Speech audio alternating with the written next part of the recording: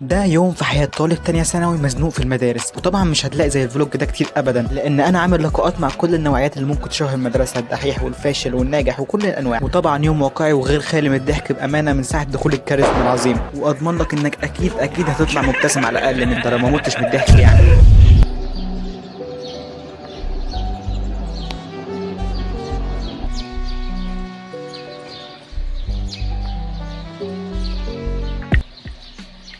طبعا انت مستغرب دلوقتي بتقول هو في حد بيصحى يشرب قهوه قبل المدرسه؟ يعني لو انت مهم قوي كده هقول لك لا. بصراحه كنت بعمل بروفا عشان أنا لما ابقى عندي شركتي الخاصه كده ومعايا الماك بوك وراح اشتغل عليه مثلا في كافيه في المعادي مثلا كده، ابقى متدرب يعني اشرب قهوه قبلها وكده.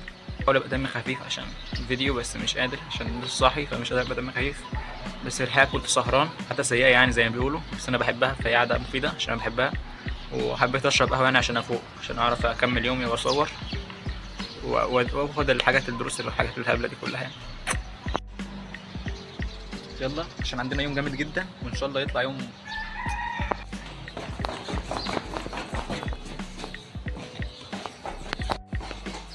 ما بتسمعهاش. طبعا دلوقتي رايحين المدرسه اهو، الجو بديع بصراحه. عارفين الجو بتاع الساعه 6 دوت بقى متاخر خالص، فانا مكسوف شويه عشان الشارع يعني كده.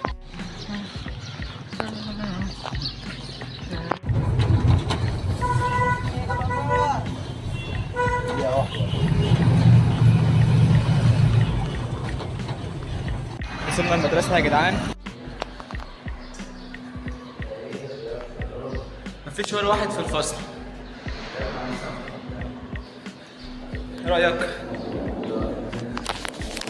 جيت تقريبا الواد اللي جوه دوت بنفتح المدرسة بس مش أكتر.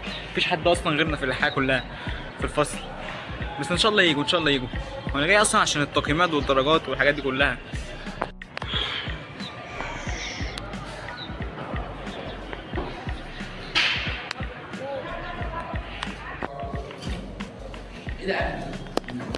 طبعا في خلال الدرس حصة واحدة بس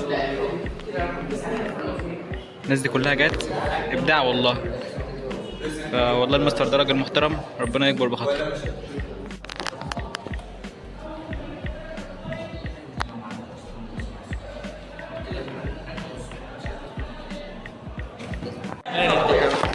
يلا يا امجد امجد جيب لك اخويا اضربه بره قول له حاجه. لا والله جيب لك اخويا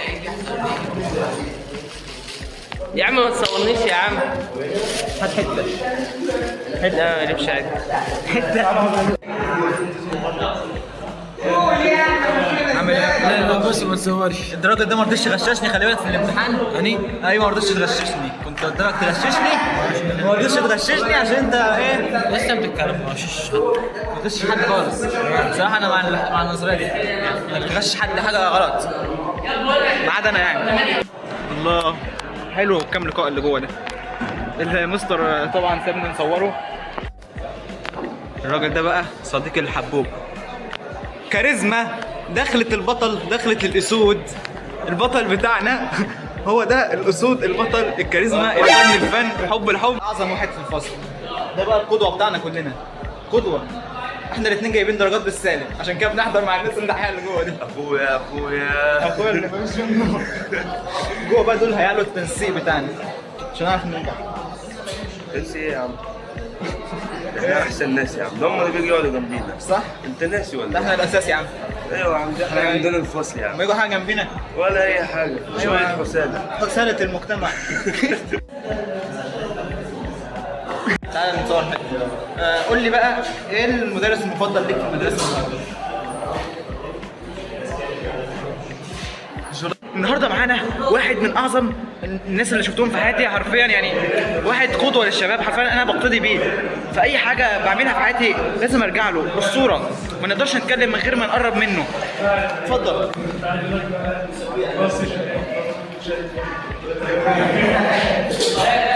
ايه يا اسطوره مالك؟ احكي لنا عنك اكتر. بتاكل ايه الصبح يعني عشان تبقى اسطوره كده؟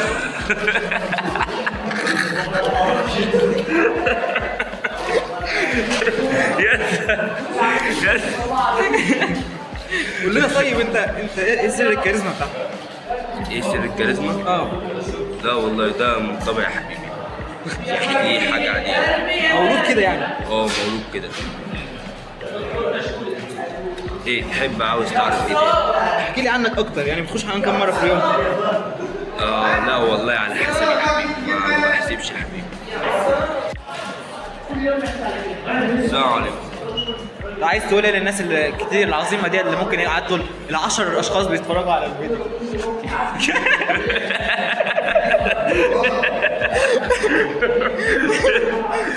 قول حاجه للجماهير العظيمه عدوا 10 اشخاص اللي هم جهزت يعني في البيت اكيد.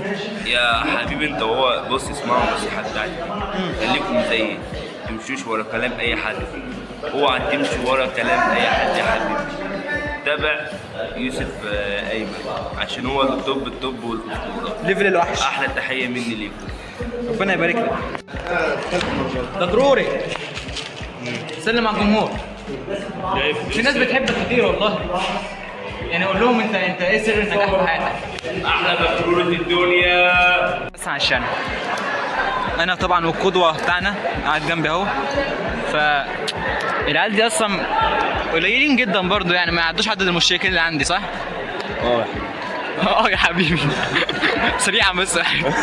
طبعا احنا دلوقتي لسه مخلصين انا والراجل الكاريزما صاحبي الاسطوره، فهنروح بقى ونجي لكم هناك ان شاء الله. سلم على الناس بس عشان ما انت يا حبيبي بقى مكسوف دلوقتي، بقاله ساعه ظاهر معايا.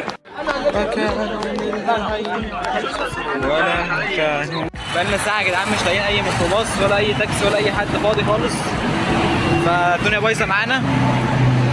حصل والله العظيم. الراجل ده والله العظيم استنى بس عليه كده شويه ويبقى افضل صانع من صناع المحتوى. يا نهار اسود، لا ده شهاده. لا بقى ليه بقى؟ دعوات الام والاب. طبعا دعوات الام مش والاب. موهبه مثلا او اصرار ولا الكلام الفاضي. انت فاشل. طبعا